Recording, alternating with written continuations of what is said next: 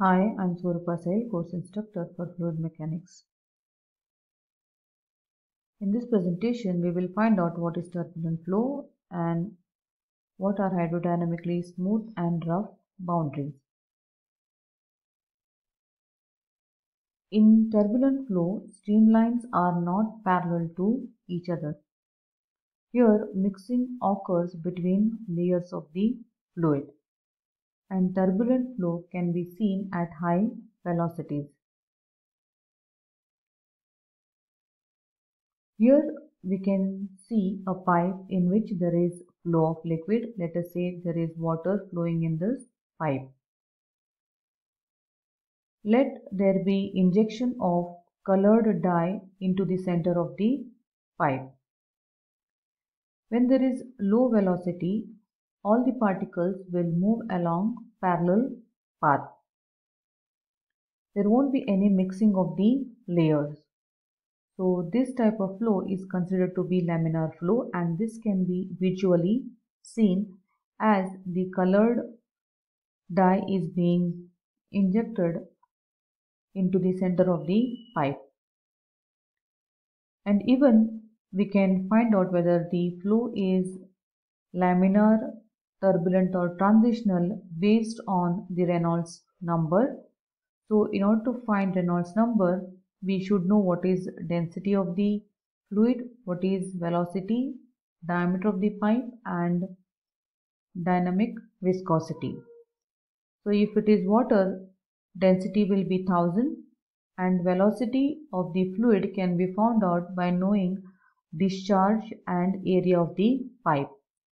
Discharge can be found out by collecting the water flowing out of the pipe in a measuring jar. So volume divided by time for collection of that much amount of water will give us discharge. So discharge Q divided by area of the pipe will give us velocity, and d is the diameter of the pipe and mu is the viscosity. So by knowing all these terms, we will be able to find Reynolds number, and if that value comes out to be less than 2000, then it is laminar flow.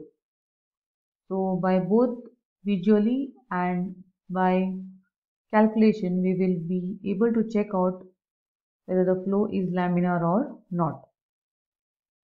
And then once we increase the velocity, laminar flow will be converted into transitional flow. In that case, Reynolds number will lie between 2000 and 4000. And with further increase in the velocity of the flow, the transitional flow will get converted into turbulent flow, and the colored filament will not be seen as it gets mixed up with the water, and Reynolds number will be greater than 4000 in this case. So by Reynolds experiment, we will be able to determine the type of flow. Next is hydrodynamically smooth and rough boundaries.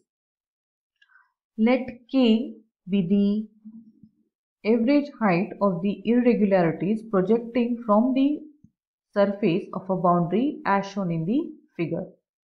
So here first one represents smooth boundary and second is rough boundary. If the value of K is large for a boundary, then the boundary is referred to as rough boundary. Whereas if the value of K is less, then the boundary is known as smooth boundary.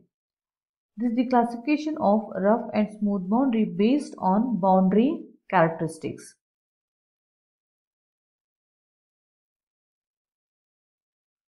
For turbulent flow analysis along a boundary, the flow is divided into two portions. The first portion consists of a thin layer of fluid in the immediate neighborhood of the boundary where viscous shear stress predominates while the shear stress due to turbulence is negligible. And this portion is known as laminar sublayer. The second portion of flow where shear stress due to turbulence is large as compared to viscous stress, and it is known as turbulent zone. This is the reference. Thank you.